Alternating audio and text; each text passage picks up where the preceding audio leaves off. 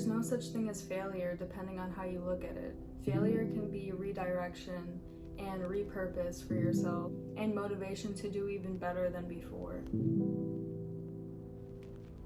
You might think there's so many external factors like, oh, but this is limiting me to do this. I need to do this first in order to do that. While that might be true, what's also true is if you really wanted to do something, you'd make a way and you'd find a way to do it. If you're a person who constantly watches video after video and reads self-help books after self-help books and you don't implement what you're learning into your daily life, then I'm making this video as your sign to actually start practicing what you're learning. The very first step into becoming the best version of yourself is first knowing that you want to change.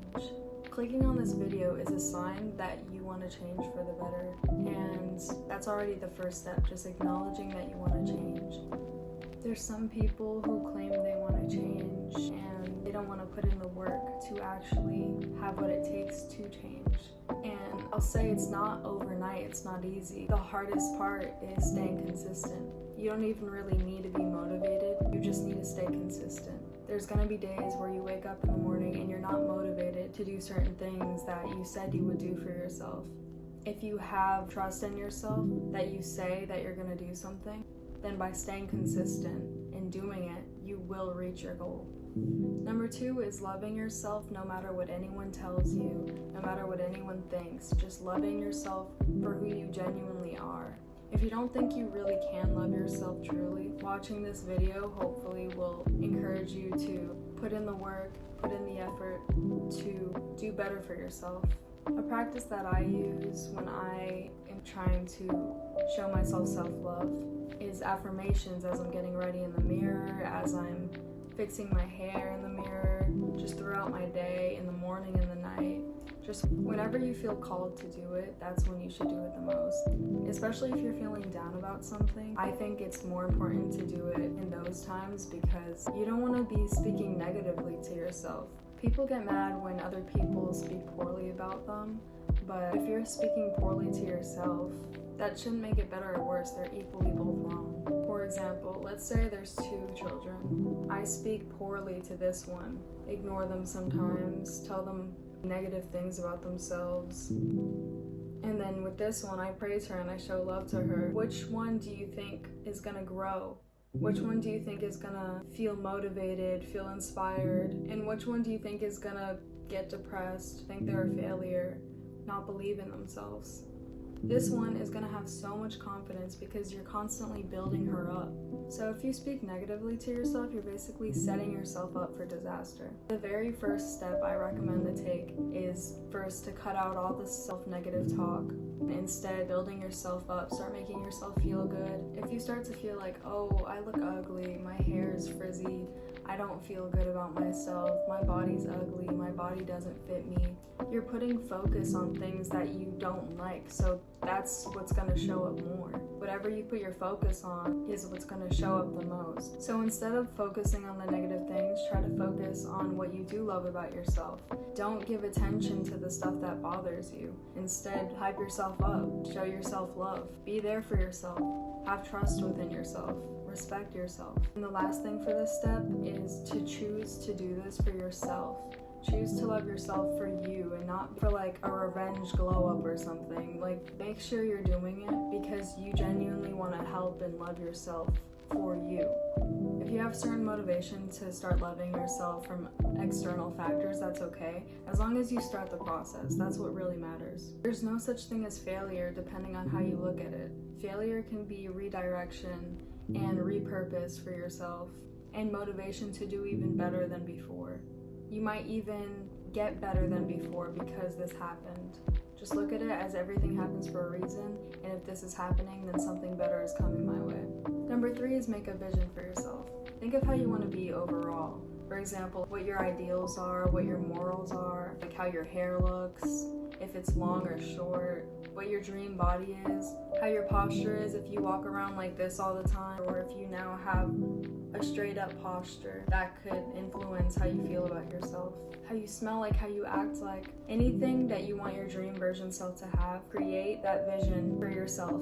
You can do it in notes in 5 minutes. Just have different sections of what you want your dream self to have.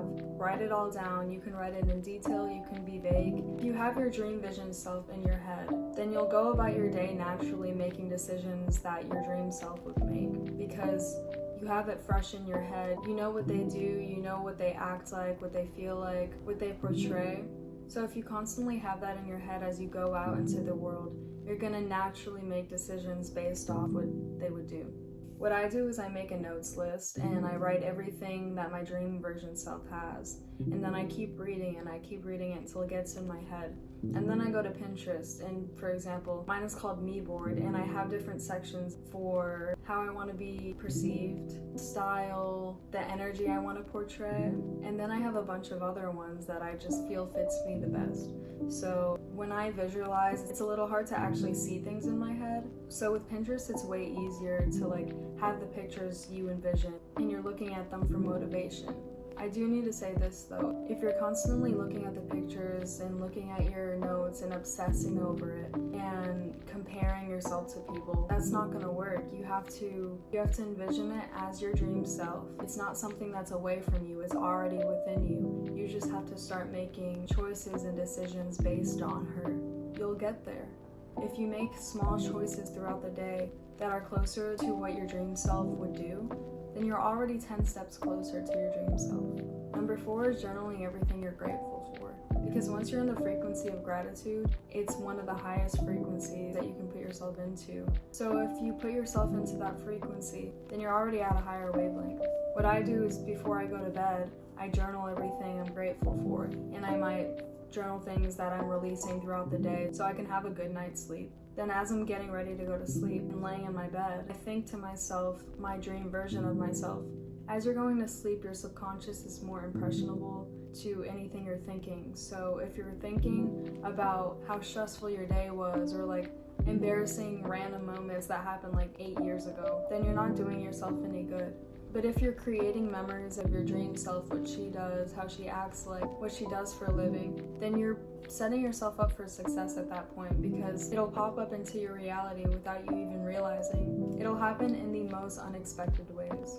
Another tip I have to stick to your vision is, let's say you want really long hair, really healthy hair, then maybe you can set up a hair care routine based off research, of course, and then start implementing it into your daily life. And then one day you'll wake up and you're like, wow, my hair is so long. Then you'll remember that this was written in your notes as a dream vision, and now it's yourself. Number 5 is to set boundaries for yourself.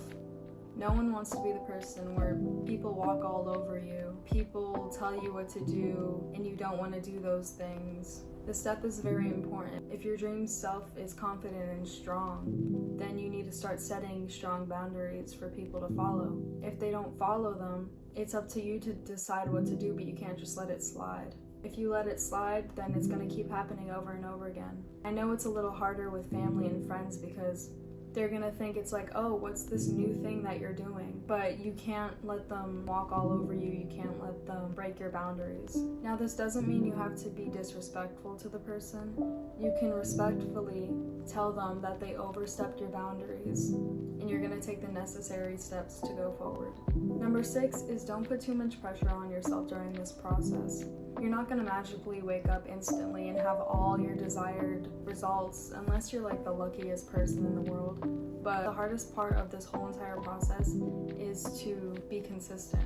Now, if you're someone who's really good at being consistent, then you got this. But if you're like me and you have some trouble staying consistent with things or keeping your boundaries strong, then that's the hardest part of this whole process. You have to hold yourself accountable. You have to be someone you can trust.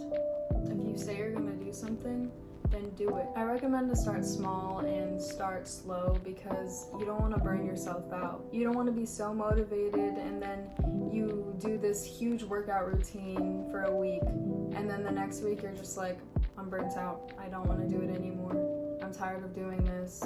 I wasn't ready for this. No, you are ready for this.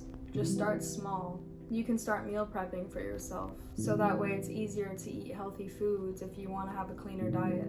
And if your dream self has a cleaner diet, then maybe if you go out to eat like 3 times a week, you can limit it to 1 or to 0 and instead looking up recipes that resemble your favorite foods in a healthier way.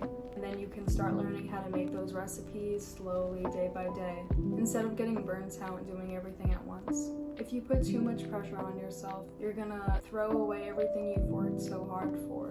You need to go at the pace you're comfortable with. And if you're starting to lack motivation, remember you don't even really need motivation. The skill you need to build up the most is consistency, because you're not gonna wake up with motivation every day. But if you're consistent and you work on being consistent, you're gonna start seeing a difference, because the more and more you work for it, the closer and closer you're gonna get.